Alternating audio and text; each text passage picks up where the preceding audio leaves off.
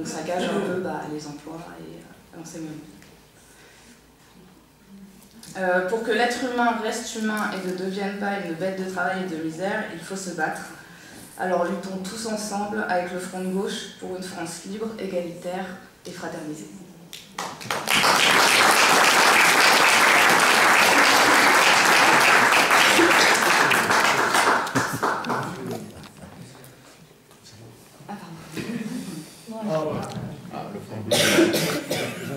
Non, c'est parti gauche, c'est pour gauche.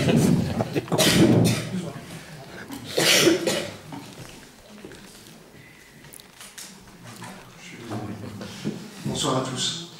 Tout le monde disait tout à l'heure, Sarkozy est parti, Hollande rentre dans ses murs, et en Europe et en France, on est face à l'urgence sociale. Il y a une véritable urgence sociale qui se traduit d'abord par la question des délocalisations. Comme chez Fralive, Continental, Camiva, qui est la branche qui fabrique des camions de pompiers à Chambéry, et aussi plus généralement des destructions d'emplois massives, Technicolor à Angers, Hewlett-Packard, 27 000 occupations dans le monde, dont 5 000 en France, Conforama qui procède à des licenciements boursiers, faisant bénéfice et qui licencie 288 personnes dans son service après-vente. Suppression d'emplois aussi annoncée chez Carrefour, Sanofi, Air France, PSA, 3000 Lyonnais.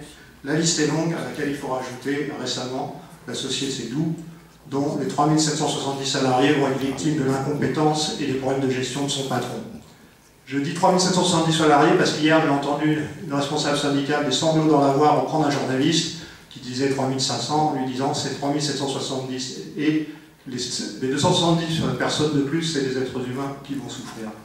Je pense qu'il ne faut jamais perdre ces choses-là de vue. La CGT estime à 46 000 emplois actuellement menacés, directement menacés dans les semaines, les jours et les semaines qui viennent, les emplois industriels et de services, notamment dans la grande distribution, et aussi les suppressions, auxquelles il faut ajouter les suppressions dans la construction et le bâtiment, environ 30 000 emplois, 76 000 emplois, excusez du peu. Il y a aussi urgence sociale parce que des millions de salariés connaissent toujours des bas salaires, la précarité et plus particulièrement les jeunes et les femmes. Tout ça n'a pas disparu le lundi 7 mai au matin et maintenant il est temps de donner de la force à ceux qui mettent au cœur de leur action politique la satisfaction des besoins sociaux et la réindustrialisation du pays, c'est-à-dire le Front de gauche. Au cours de la campagne présidentielle, nous n'avons cessé de dénoncer la dégradation des conditions de vie des plus défavorisés, et plus généralement de ceux qui vivent de leur travail, à savoir augmentation du temps de travail, dégradation des conditions de vie au travail pour ceux qui ont un travail, stress, pression, suicide, flexibilité qui détruit l'équilibre personnel et la vie familiale. De l'autre côté, une masse de chômeurs, de précaires, augmentation du chômage et de la précarité. Fin juin 2011, Pôle emploi a collecté plus d'offres en contrat temporaire, c'est-à-dire des contrats en dessous de 6 mois, en progression de près de 9% sur un an, que de contrats durables, c'est-à-dire le contrat de plus 6 mois. Avec en plus des propositions de CDD avant CDI, ce qui est parfaitement illégal, est une manière pour des entreprises de prolonger les périodes d'essai et d'augmenter cette soi-disant flexibilité. Dégradation aussi des conditions de vie avec des niveaux de salaire insuffisants pour une grande partie de la population qui ne peut vivre convenablement avec de si faibles revenus. Le SMIC à temps plein ne représente qu'une centaine d'euros au-dessus du seuil de pauvreté. 3,5 millions de smicards ont besoin d'une augmentation forte pour pouvoir vivre dignement, d'autant que pour beaucoup d'entre eux, et je devrais dire d'entre elles, ce sont des salariés à temps partiel qui ne touchent que 700 à 800 euros. On ne peut pas vivre ainsi dans la France d'aujourd'hui. À cet égard, les déclarations des nouveaux ministres du gouvernement, Clément parlait de saupoudrage, comme Michel Sapin ou de dirigeants socialistes comme Martine Aubry elle-même, sont loin du compte. Le nouveau ministre du Travail n'est pas favorable à une forte hausse du SMIC, il parle de moins de 5%, et bien nous, au Front de gauche, si. Satisfaire les besoins des plus défavorisés, répondre aux besoins des exigences du mouvement social et des principales organisations syndicales, pour nous, c'est cela être de gauche, c'est cela être au cœur de la gauche, et c'est cela qui justifie l'existence du Front de gauche.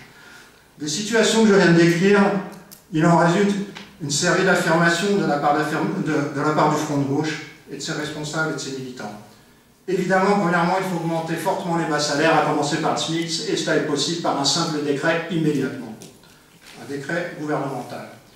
Il faut bannir la précarité, faire des emplois stables et à temps plein, du CDI la normalité. Il faut immédiatement titulariser les 800 000 précaires de la fonction publique.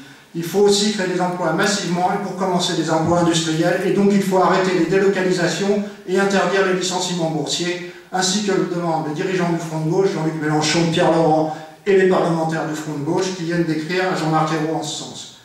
Nous proposons de voter à nouveau à l'Assemblée nationale la loi que nous avons votée au Sénat avec les sénateurs socialistes, qui n'a pas pu passer à cause de l'attitude des parlementaires des radicaux de gauche, la loi qui interdit les licenciements boursiers.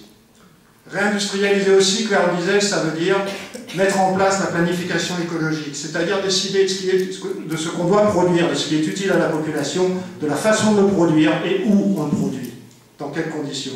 C'est-à-dire remplacer les logiques du profit immédiat de quelques-uns par la satisfaction des besoins collectifs de la majorité et des besoins à court, moyen et long terme.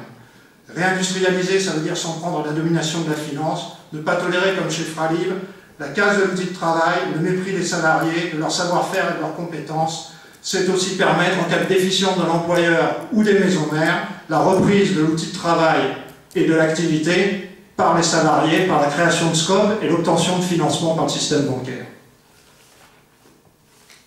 Donc, au Front de gauche, nous pensons qu'il faut augmenter les bas salaires, que c'est juste et nécessaire, mais on nous objecte que ce n'est pas possible.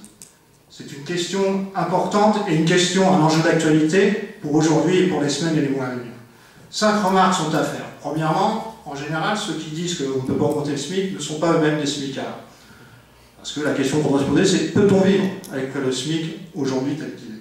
Deuxième remarque, la hausse de 21% que nous proposons, qui est d'ailleurs la proposition de la CGT et peu ou prou celle de Force ouvrière, est inférieure à ce qui a été appliqué en 1968 par le général de Gaulle, grand gauchiste bien connu, et en 1981 par François Mitterrand. C'était 35% en 68 et 25% en 81. Troisième remarque, augmenter le SMIC contribuera à augmenter l'activité, car les SMICards utiliseront immédiatement cet argent, qui sera alors un carburant pour les entreprises, en premier lieu pour les PME. Il y a un sondage récent, moi j'ai entendu à France Inter, qui explique que les Français répondent que si on augmente leur salaire de 10%, ils consommeront pour faire des travaux dans leur domicile, maison, appartement, ils consommeront pour les loisirs en France, pour l'éducation de leurs enfants et pour des vacances en France. C'est-à-dire des activités de proximité, donc non délocalisables et qui ne créeront pas d'importation. Donc c'est vraiment de l'argent qu'on va mettre dans le système économique, en particulier pour les petites entreprises. Pour les PME, nous pensons que ce qu'ils leur font sont d'abord des clients, des marchés, des contrats équitables avec les grands donneurs d'ordre et des conditions de paiement plus justes. Et enfin, l'accès au financement et au crédit. Nous sommes donc des gens réalistes. Et le Front de gauche a une série de propositions qui vont dans ce sens. Avec la création d'un pôle public financier, dont on a parlé tout à l'heure, nous pourrions donner accès aux PME à du crédit quasi gratuit, escompter à taux zéro les effets de commerce présentés par les PME